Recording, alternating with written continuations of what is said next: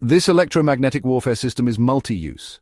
Electromagnetic warfare, most people know that as your directed energy weapons, jamming, RF jamming, things like that. But we were told for years and years it's only for tanks and planes. But it's for tanks, planes and human bodies.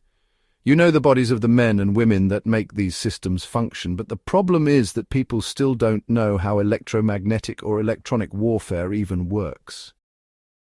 So, how does electromagnetic warfare work? We're going to Google electromagnetic spectrum. What are the 7 electromagnetic waves?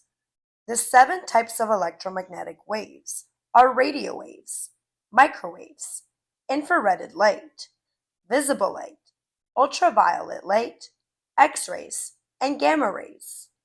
So when we are talking about electromagnetic warfare, we're talking about using the following: radio waves, microwaves, millimeter waves, infrared light, visible light, ultraviolet light, X-rays, and gamma rays.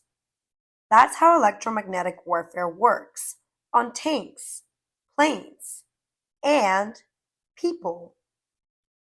They are under the skin for telecommunications. It's called the Internet of Medical Things, and it works in the exact same way as electromagnetic warfare.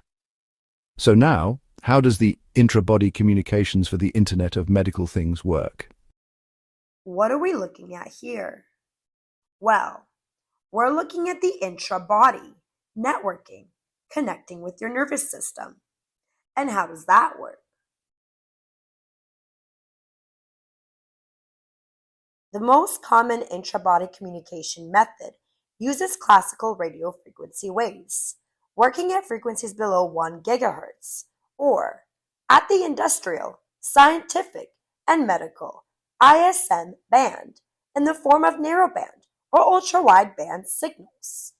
However, several studies have demonstrated that radio frequency signals, although profitably used for the communication of on-body wearable devices, undergo high losses within the tissue, with consequent short-distance coverage and potential tissue heating that could damage it.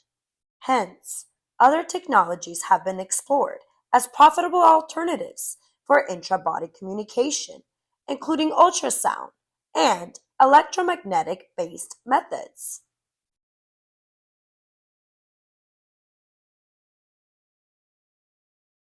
So just to be clear, we're looking at the taxonomy of the intra-body communication technologies. And now look at their electromagnetic methods. What does it say? Microwave, millimeter waves, terahertz, optical, inductive coupling, capacitive coupling, and galvanic coupling. And on their mechanical methods, it says ultrasound. This is for your remote healthcare, for your medical body area networks, which we covered in episodes 2 and 3.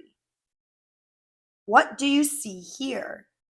Ultrasounds are acoustic waves.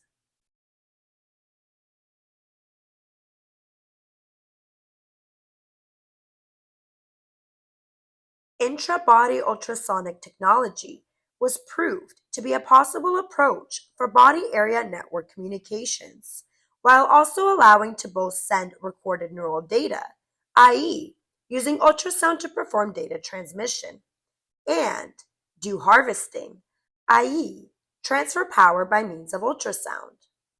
Also, well-established usage of ultrasound for pipe integrity analysis is the basis of the recent experimental evidence that showed how ultrasonic waves tunnel over intra-body fluid tubes, specifically blood vessels, can be employed to remarkably increase the communication range inside the human body.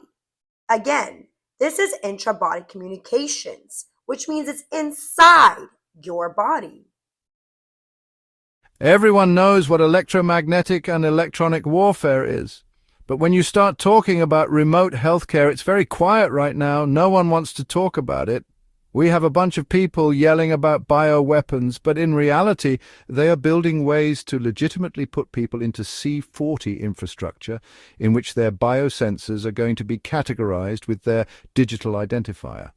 That is identical, literally identical to electromagnetic warfare. Because this is a multi-use system of information surveillance and reconnaissance, which is why we have drones that poll your WBAN biomarkers with no problem: heart rate, temperature, human motion, oximeter, and blood pressure. This is where the wireless body area network and the knowledge of it is really important for anyone who is seeking a solution and what to do next.